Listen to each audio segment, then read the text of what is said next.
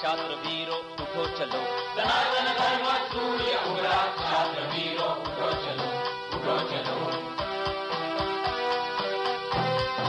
कलियुग के इस कलियुग का है अंत निकट आया, संधि काल इन युगों युगों का अब समीप आया, साधना के महापर्व को साथ है लाया, सनातन धर्म सूर्य उभरा, क्षात्र वीरो उठो चलो, सनातन धर्म सूर्य उगला, क्षात्र वीरो उठो चलो, उठो चलो। अब बात ऐसी है कि इससे क्या हासिल होता है। हम सिर्फ न्यायालय पर विश्वास नहीं रखते। आज जैसे मैंने पंढरपुर का उल्लेख किया, कुंभ मेला के लिए जो जगह है, कुंभ होता है महाराष्ट्र में नासिक में, वहां पे जो जमीन है, सरकार ने एक जमीन अधिग्रहण करेंगे करके कहा था, हजारों एकड़ों की जमीन, फिर वो अधिग्रहित तो नहीं हुई, सरकार ने वो जमीन अपने ताबे में नहीं ली, वहां पे दूसरे लोगों ने बांधकाम कर दिए हैं। और आज परिस्थिति ये है कि कुंभ के लिए, महाकुंभ के लिए हमारे पास कोई जमीन ही नहीं है। हम इस बात से बहुत भयभीत है कि जहां पर लाखों लोग आते हैं भारतवर्ष से, वहां पे कहीं स्टैम्पेड न हो जाए, कई लोगों की भीड़ की वजह से कई मौतें न हो जाए, जो बाकी जगह पे बहुत बार हुआ है। तो उसके बारे में हम याचिका कर रहे हैं। अब ये सब जो याचिका मैंने आपको बताई, इन याचिकाओं का हेतु या उद्देश्य सिर्फ न्यायालय से कोई रिलीफ लेना नहीं है, पब्लिसिटी भी नहीं है। इसका उद्देश्य ये है कि कहीं ना कहीं ये मुद्दा लोगों के सामने आता रहे। इससे ये होता है कि जब इसकी पब्लिसिटी होती है, जो बाकी हिंदुत्ववादी जो संगठन होते हैं, उनके मन में एक निश्चय पैदा होता है, उनके मन में जो डर होता है वो चला जाता है, उस मुद्दे के बारे में लोगों को जानकारी होती है और हिंदुत्ववादियों का संगठन होता है। दूसरी बात यह होती है कि राज्यकर्ता जो होते हैं वो अपना दामन छुड़ाते हैं। आज मैं आपको एक उदाहरण देता हूं, पूना में जो मोहसिन शेख की जो हत्या हुई है, उसके बारे में जो नई सरकार आई है भाजपा की, उन्होंने महाराष्ट्र शासन को कहा कि नहीं, आप उसको हर्जाना दे दीजिए, आप उसको कॉम्पनसेशन दे दीजिए, नुकसान भरपाई दे दीजिए। और 3 लाख की नुकसान भरपाई देने के लिए कहा, महाराष्ट्र शासन ने 5 लाख की दे दी। लेकिन उसके पहले 8 लोगों पर, 8 हिंदुओं पर हमले हुए थे।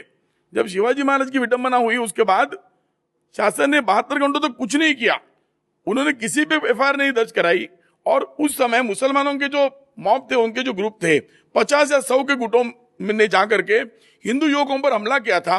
8 युवक उसमें जख्मी हुए और ये इसका समाचार इंडियन एक्सप्रेस में आया है। और उनका नेतृत्व वहां का एनसीपी, नेशनलिस्ट कांग्रेस पार्टी जो है, राष्ट्रवादी कांग्रेस पक्ष, उसके नेता कर रहे थे। किसी को भी अरेस्ट नहीं हुआ है, सभी को उसी दिन बेल मिल गई है।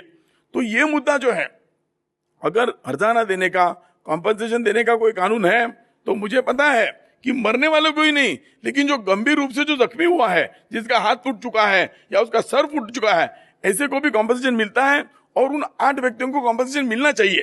तो ये मोदी सरकार की बहुत बड़ी गलती है कि उन्होंने किसी स्थानिक भाजपा लीडर का बात सुन करके मोहसिन शेख को नुकसान भरपाई दिलवाई है और 8 जो हिंदू युवक है उनको 1 रुपया नहीं मिला है और उनको हमला करने वाले आज भी महाराष्ट्र में घूम रहे हैं और धनंजय देसाई को अरेस्ट हो चुका है। यह बहुत शर्म की बात है। अब हम इसमें भी याचिका के बारे में सोच रहे हैं ताकि सरकार का जो असली चेहरा है मुसलमानों को खुश करने का, ये लोगों के सामने आ जाए। ये नहीं हो सकता। मैं महाराष्ट्र से हूं कि वो 8 लोगों पर हमला हुआ है, पूना में सभी को पता है, मुंबई में पता है और मोदी जी को पता नहीं है। ये नहीं हो सकता। तो इसके बारे में भी याचिका करनी पड़ेगी। हर चीज हम गवर्नमेंट के ऊपर नहीं छोड़ सकते। यहाँ पे संविधान बनाने की बात हुई है, इस पर भी काम हो रहा है। हिंदू जन जागृति समिति ने बहुत सारी इसके बारे में ग्रंथ प्रकाशित किए हैं। हिंदू विधिज्ञ परिषद एक व्यासपीठ है, वहां पे इसकी चर्चा हो रही है। हम इसमें बात कर रहे हैं और मुझे बड़ा आनंद है कि हरिशंकर जैन जी ने कहा इस पर विषय होना चाहिए कि कानून कैसा बने। हमने पिछले अधिवेशन में कहा था कि जैसे 370 कलम है या उसके अंदर गंगा का पावित्र्य है या फिर कॉमन सिविल कोड है, ये सभी बातें तो संविधान में दी हुई है। इसको अमल करने के लिए संविधान में कोई बदलने की आवश्यकता भी नहीं है। अगर इसमें भी शुरुआत अगर सरकार करे तो ये हो सकता है। हिंदू राष्ट्र का संविधान बनाना तो बहुत आगे की बात है, लेकिन 370 कलम को रद्द करना, संस्कृत को दर्जा देना, कॉमन सिविल कोड लाना, गोरक्षा के लिए कानून बनाना, ये सभी संविधान सम्मत है और वो होना चाहिए।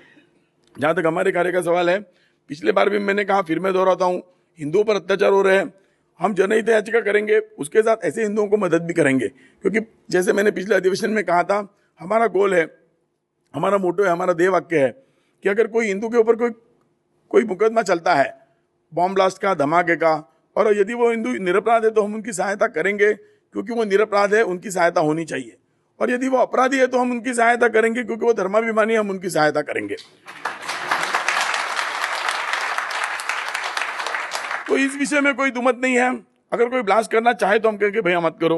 अगर वो ब्लास्ट करता है तो उसके सहाय में खड़ा होना और उसके जो मुद्दे, हमारा मानना है, पहले अधिवेशन में इसका रिजोल्यूशन हुआ था, उसमें हमने ये कहा था कि देखिए आज सरकार नक्सलियों से बातें कर रही है, आज कश्मीर के मुसलमान संगठनों से बातें कर रही है, बोर्डों से बातें कर रही है, तो मान करके चले कि हिंदुओं ने ब्लास्ट किया भी है तो अब हिंदुओं से बात क्यों नहीं करते। मोदी सरकार को मेरा कहना है आप बात करिए। बात करने का तरीका भी सादा सरल है। जहां जहां पर हिंदुओं पर ब्लास्ट के लिए केसेस हुए हैं आप उनका चार्जशीट पढ़ लीजिए, पुलिस क्या कहती है वो पढ़िए कि ये ब्लास्ट क्यों हुए।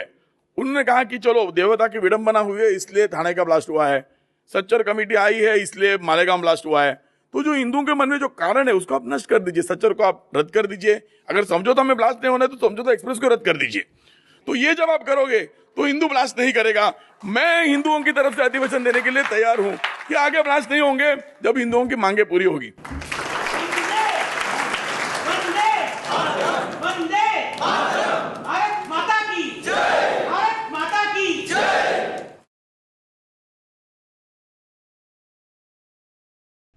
जय तू हिंदू राष्ट्रम, जय तू हिंदू राष्ट्रम। सनातन धर्म सूर्य उभरा, क्षात्र वीरो उठो चलो। सनातन धर्म सूर्य उभरा, क्षात्र वीरो उठो चलो, उठो चलो। कलयुग के इस कलयुग का है अंत निकट आया, संधि काल इन युगों युगों का अब समीप आया। साधना के महापर्व को साथ है लाया, सनातन धर्म सूर्य उभरा, क्षात्र वीरो उठो चलो। सनातन धर्म सूर्य उभरा, क्षात्र वीरो उठो चलो, उठो चलो।